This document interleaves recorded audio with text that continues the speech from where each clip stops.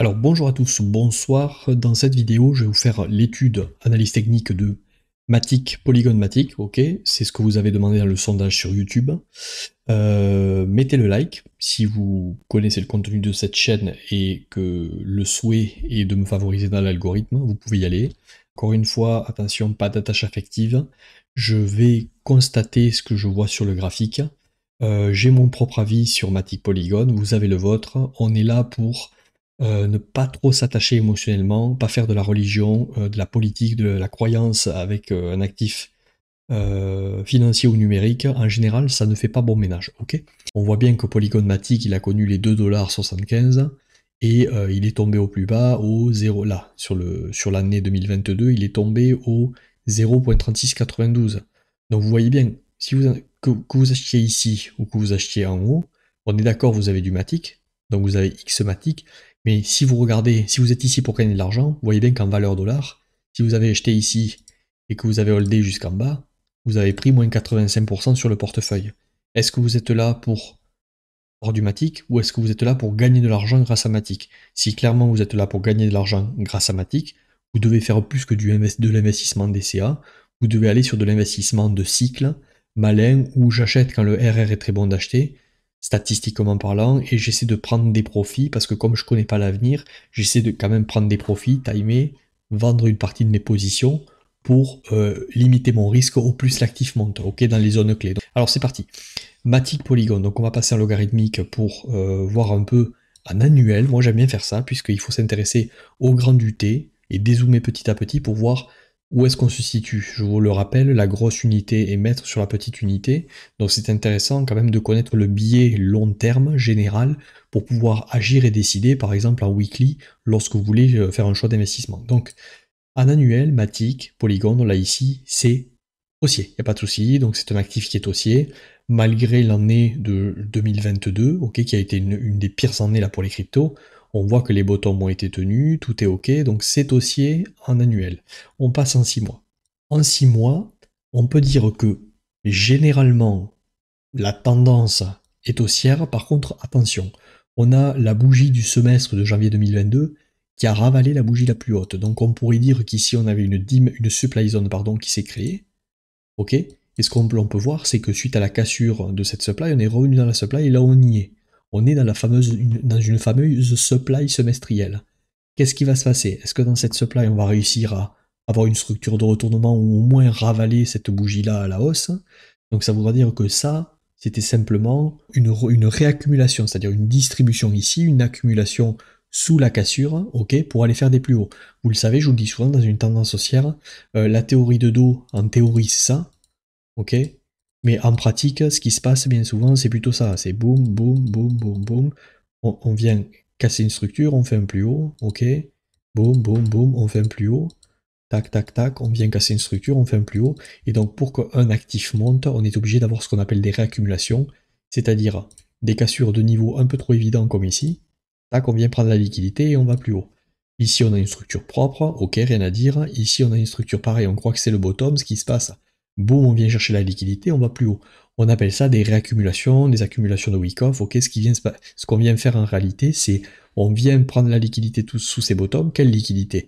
De la liquidité vendeuse forcée. Pourquoi? Parce qu'il y a des swing traders qui prennent achat ou avec du levier sur des supports trop triviaux et que lorsqu'on vient les déclencher, les liquider, une liquidation d'un mec qui long, d'une personne qui long, est une vente forcée. Donc du coup, on vient récupérer sa liquidité et le marché pousse plus haut. On appelle ça la réaccumulation.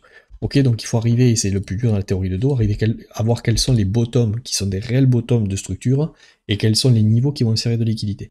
Donc ce que l'on attend de voir maintenant sur Matic, c'est est-ce que Matic va être capable ici de ne pas lâcher. C'est-à-dire que si on commence à voir quelque chose comme ça, là, je vous le confirmerai, on passe bearish en 6 mois.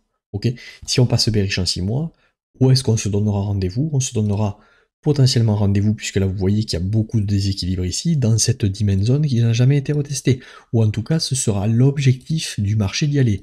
Est-ce que c'est sûr qu'on va y aller? Je vous le dis tout le temps, non, mais on doit être conscient que ce risque existe, et je dirais qu'une clôture au-dessous de ce niveau serait une confirmation semestrielle que le marché rentre vraiment en bear market semestriel. Et un bear market semestriel serait simplement une correction, si vous voulez, d'un point de vue annuel. Je m'explique, c'est une des choses les plus dures, ça s'appelle la fractalité du marché, d'accord? C'est que, en gros, si ça c'est l'annuel, je vais vous le faire en vert, donc on pourrait rentrer dans un retracement annuel, une correction annuelle dans un marché haussier 12 mois, comme je vous disais au début, et on pourrait instaurer, si vous voulez, marché baissier semestriel, et on attendrait potentiellement un retournement semestriel dans cette zone pour repartir aller faire des plus hauts et respecter la tendance du coup qui est maître, qui est la tendance annuelle au-dessus de notre tête, d'accord? Pour l'instant, ce n'est pas le cas. Voilà, je me suis arrêté longtemps sur le semestriel, mais il me semble que c'est important. Donc tant qu'on ne clôture pas en dessous, on attend à ce que le marché casse cette supply zone, puisque le biais est boule. En trimestriel, est-ce que le marché est haussier ou baissier? Donc je vais peut-être repasser maintenant en normal. Alors en trimestriel, pour l'instant, je n'ai pas encore de confirmation haussière. C'est-à-dire qu'on aimerait voir pour que le semestriel, voilà, pour que le semestriel maintenant tienne, c'est-à-dire que cette bougie-là de ravalement soit un peu oubliée, il faudrait qu'en trimestriel, on ait une structure de retournement. Est-ce que pour l'instant on l'a? Non, la structure de retournement, pour moi en trimestriel, on l'aura à la clôture au-dessus de cette bougie. Donc je vais mettre pump months par exemple, ok? Donc on aimerait maintenant voir un Matic qui vient nous confirmer au-dessus de cette bougie. Alors certains vont me dire, ouais, ben, je vais pas attendre qu'on vienne clôturer ici pour me décider d'acheter du Matic. Non, non, mais je te l'ai dit tout à l'heure, tu prends le bottom crack Covid, tu regardes où nous sommes ici, si tu estimes que le RR est bon, vas-y, tu peux investir, mais sache qu'on peut techniquement y revenir, et en termes de investissement d'un point de vue annuel, ce serait pas dramatique, de très long terme, d'accord? Donc sache-le. En trimestriel, la dernière dimension trimestrielle pour le moment, jusqu'à ce qu'on en ait une nouvelle qui se recrée, ok, elle est ici. C'est-à-dire, je vais te la tracer. Je sais que ça fait bas, mais je suis obligé pour l'instant de te la tracer. Ok?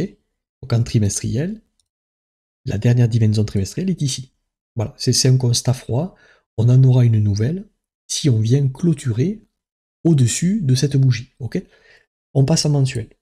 Donc en mensuel, est-ce qu'on aurait potentiellement un retournement qui serait les prémices de quelque chose? Alors là, en mensuel, oui. En mensuel, voilà. Et là, ça devient intéressant. On est peut-être ici en train de préparer et d'instaurer le nouveau bottom long terme. Mais on va avoir besoin de confirmation. Donc la confirmation, je te l'ai dit tout à l'heure, c'est en trimestriel une clôture au-dessus de ce niveau. D'accord? Qu'on vienne un peu ravaler le travail, annuler cette grosse bougie baissière ou refaire une structure semestrielle ainsi. C'est-à-dire boum, boum, boum, boum. Ok? Là, on retourne le marché.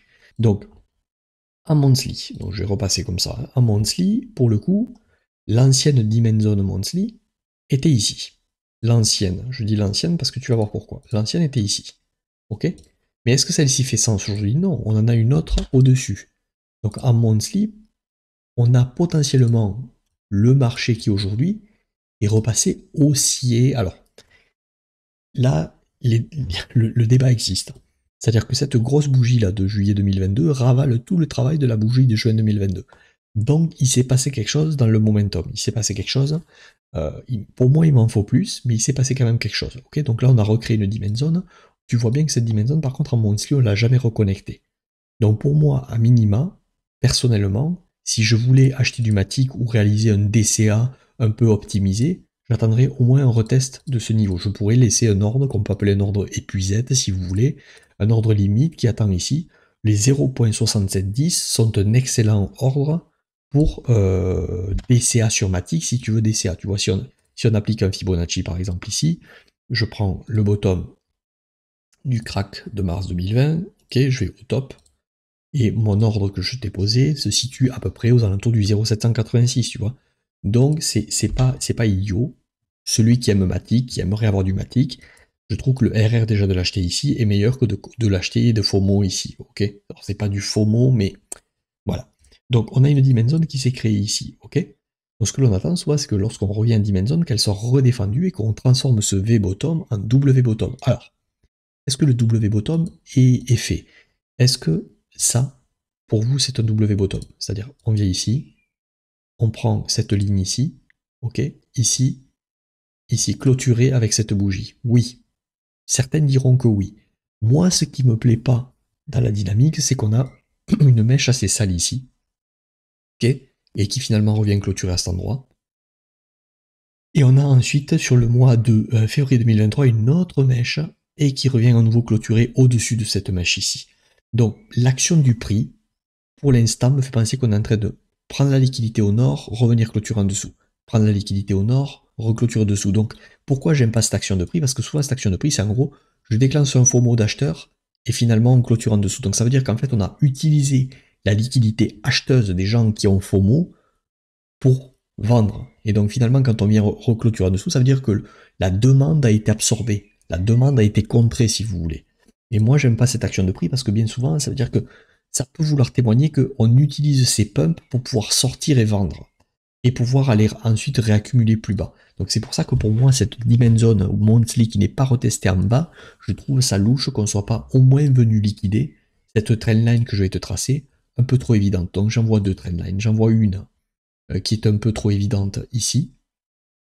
Et tu vois qu'on est en train de venir la perforer. Ok, je te tracerai l'autre ensuite. Non, ça, je vais mettre low ici. Je t'en tracerai une autre tout à l'heure. Donc, tu vois, d'un point de vue monthly, certains diraient que c'est ce niveau qu'il faut prendre en compte. Ok, donc ça serait fait avec la bougie de janvier 2023. Mais moi, franchement, je préfère avoir la confirmation de ce niveau pour pouvoir dire une clôture au moins au-dessus de ce niveau, pour pouvoir dire en monthly c'est retourné. Donc pour moi, en monthly ce n'est pas encore retourné, c'est engageant puisque on a une dimension ici, ok. On en a potentiellement recréé une autre ici qui est en train de tenir. Ici, là, tu vois cette bougie rouge, hop, qui a été ravalée par la bougie blanche, et là maintenant on est en pleine dans cette dimension. La question c'est est-ce que cette dimension est réellement une zone de demande qui va tenir pour aller faire un nouveau plus haut et une clôture au-dessus de cette mèche, ou à minima au-dessus de celle-ci, pardon, de cette mèche, je peux le dire. Ou est-ce que cette zone de demande est finalement une zone qui va servir de liquidité, et on va venir la casser, prendre les niveaux de ce bottom, ok, je vais te le mettre en rouge, dump monthly, ouais, je vais te mettre, voilà. Est-ce qu'on va venir prendre le niveau de ce bottom, et est-ce qu'on va venir éventuellement prendre ce bottom là, tu vois. Et juste en dessous, on a la réelle dimension monthly. C'est pour ça que moi, enfin la réelle, celle que je pense, moi, qui est plus viable. Et au vu de l'action de prix, de ces mèches que l'on a eu ici, je pense que l'objectif, c'est de venir casser cette trendline qui est trop évidente. Ça reste que mon point de vue, et ce qu'on va faire, c'est que maintenant, on va passer en weekly, pour essayer d'optimiser encore plus les choses, et voir si au moins en weekly, on a eu ce qu'on peut appeler un retournement sur Matic, ok. Donc on y va. En weekly, on a vraiment ici une première relance, et une deuxième relance, et une clôture. Et donc là, on voit qu'en weekly, on voit que sur la semaine du 31 octobre 2022, par contre, là, c'est retourné. D'accord? On revient plus bas, on relance, et boum, on remet à nouveau une clôture, pardon, au-dessus de ce plus haut. Donc là, la dynamique weekly semble quand même se préciser. La clé, c'est toujours la même pour moi, c'est est-ce que cette dimension est une réelle dimension ou est-ce que c'est un niveau de liquidité qui va casser. On peut tracer une autre trendline qui est trop évidente pour moi, c'est ce niveau à ce niveau, ok. Donc je vais vous le tracer ici. Voilà, et là tu vois qu'on y est dessus. Donc on a déjà pris cette première trendline. En prenant cette trendline ici un peu trop évidente, on est venu prendre la liquidité de ce niveau-là. Donc je vais te mettre une pastille de ce niveau, voilà, de ce niveau, ok, avec cette cassure. Est-ce qu'on va avoir besoin de prendre les gros niveaux rouges en pointillé? Prendre les gros niveaux rouges en pointillé, au final, c'est casser cette trendline un peu trop évidente en weekly. Et toujours pareil, d'un point de vue weekly, c'est haussier, tant que ce bottom tient. Mais tu le sais, je n'aime pas tout ce qui est trendline trop évidente. Lorsqu'on laisse trop longtemps les gens à l'abri, je pense, personnellement, que Matic est en plus un coin qui est très apprécié. Et comme je l'annonce sur BTC depuis un petit moment, je pense que tout ce qui est en long ici, au vu de l'action de prix sur les mèches qui sont pas belles en monthly, là dont je te parlais tout à l'heure, je pense que l'objectif du marché, ça peut être de venir liquider cette trendline, d'accord, de cette manière. Voilà, on s'appuie sur la trendline, les gens longues et tout, boum, on vient liquider, et finalement, le vrai bottom dans la tendance, on le pose ici, dans cette dimension monthly qui n'a jamais été reconnue. Donc pour moi, un premier ordre rationnel, si tu ne veux pas attendre ensuite de confirmation, moi je préfère encore que je n'aime pas trop exécuter sur des ordres épuisettes comme ça. Je préfère moi qu'on revienne ici et dézoomer sur de la plus petite UT en daily et voir une reprise en daily, boum, une dynamique qui repart. Et là, ça me confirme qu'un bottom est en train de naître. Donc j'attendrai moi plutôt des confirmations comme ça, mais celui qui va acheter du Matic, tu as un bel ordre ici, ok? Et je vais peaufiner les choses en te donnant deux autres ordres un peu plus agressifs si tu veux, dans cette dimension monthly, c'est-à-dire ce niveau, où on a de l'imbalance, bon je vais pas détailler sinon la vidéo sera trop longue, ce niveau et ce niveau sont pour moi des ordres intéressants si tu veux rentrer dans Matic. Et si on prend un peu de recul, on va lever le log, tu vois que, voilà, on va lever le log, excuse, tu vois que ce sont des niveaux qui correspondent aux alentours du 786 long terme, qui pour moi sont intéressants. On parle de Matic Polygon à 0,67, 0,61, 0,59. À toi de voir si tu penses que c'est intéressant. Moi je suis là pour te donner des zones où le RR et où des niveaux clés où on a des trous de liquidité, on peut potentiellement y revenir. Est-ce que c'est sûr qu'on va revenir retester ces ordres? Non. Est-ce que potentiellement il y a des raisons techniques d'y revenir si on a un dump de marché? Oui. C'est ici qu'on pourra retrouver point de chute. Donc moi mon rôle c'est de te donner ces niveaux. Donc maintenant on va identifier pour terminer les niveaux où tu pourrais prendre profit. Donc là il y en a un qui me saute aux yeux mais je crois qu'il est déjà fil, oui, puisque j'ai quelques personnes que je suis en accompagnement one-one qui ont pris TP ici, sur Matic, et c'est là que tu vois la puissance du swing investissement et la précision et la mécanique du marché, c'est-à-dire que là, regarde, bim, on est venu ici, on a méché et on s'est retourné. Pourquoi? Puisqu'il y a une supply zone, bon, je ne vais pas tout expliquer ici, mais ici, c'était une zone ATP. Normalement, elle est complétée, cette zone. Si on y revient, c'est pour la casser et aller plus haut. Mais si on y revient, tu peux aussi choisir d'alléger. Le but du swing investissement et de ce que je fais, c'est qu'en arrivant sur des supplies comme ça, tu prends TP. Pourquoi? Parce que même si tu crois en Matic, tu ne sais pas de quoi il fait l'avenir, et tu peux surtout, tu ne sais pas de quoi il fait l'avenir, donc ce qu'il y a à prendre est à prendre à l'instant T, et c'est surtout que si tu aimes en plus Matic et que tu prends TP ici, ben c'est surtout que là maintenant tu évites un dump de 40%, voire si on vient ici de 50-60%, et tu pourrais racheter plus de Matic. Ça ne veut pas dire que Matic est pourri. Il faut pas en fait s'attacher affectivement. Ouais, ça a retracé donc tu dis que c'est nul. Mais non, un marché retrace toujours. Il y a pas de. La seule valeur fondamentale d'un projet, c'est s'assurer plus de chances que ce projet ne mourra pas, il sera toujours là à l'avenir. C'est la seule chose à laquelle ça sert le fondamental. Le fondamental ne va pas forcément te donner le timing. Et tu vois bien que même si tu aimes bien un projet, prendre des profits n'est pas idiot, ok, dans les zones qui se créent. Donc ici, tu as une zone de prise de profit. Si on y revient et que tu veux alléger Matic parce que tu en as marre de holder et que ça te soulagerait et que tu veux rééquilibrer un peu ton portefeuille, je t'invite à prendre profit dans cette zone, ok. Donc je vais le laisser, et ensuite je vais te trouver des niveaux, puisqu'en weekly c'est quand même assez bien équilibré. Oui, je vais te trouver des niveaux en daily plus haut, si on avait un pump de Matic, pour de l'investissement, ou est-ce que pour moi je verrais des zones évidentes pour alléger mon risque. Est-ce qu'on a cette zone, est-ce qu'elle a été retouchée ou pas? Oui, on a été retouché ici, pour moi là il y a une zone évidente ici. Entre temps, est-ce que j'en ai d'autres? Ici, non, ici, voilà, le dump, non, là on n'a pas pris, donc tac, je peux peut-être te identifier ce niveau. Est-ce qu'on est venu le retoucher, oui ou non? Non, on n'est pas venu le retoucher. Donc pour moi, vous avez une zone à 1,55 si vous voulez alléger votre risque, 90, mais sache que cette zone a déjà été touchée. Ok. Vous avez les 1,88, 90, et vous avez les 2,28, 20. Ce sont des zones où, est-ce que ça peut aller plus haut? Oui. Mais est-ce qu'on veut jouer les héros? Non. Donc comme on ne veut pas jouer les héros et qu'on ne connaît pas l'avenir, on doit prendre des profits dans ces zones. Vous faites ce que vous voulez, en tout cas la manière dont moi j'agis, et c'est la manière dont moi j'agirais si j'avais du Matic. Ok. Dernière chose, je la vois ici, donc je vais vous la répertorier. Si vraiment on a un joli pump, un beau rallye par exemple sur les altcoins avant le halving 2024, et on pourrait avoir un scénario de ce style, c'est-à-dire une relance, enfin soit on passe par ici, hop, ou soit on y va de suite. Ok, deuxième prise. Et si on a vraiment un excès avant un retracement, le halving et qu'ensuite nouvelle ATH, ici pour moi, juste post-ATH, jouer au héros, alors que le Matic aurait relancé par exemple depuis ses bottoms de plus 400-500%. Celui qui dit ouais, to the moon, moi je hold. Bien joué, si ça passe, mais moi je suis pas là pour jouer, je suis là pour gérer mon risque.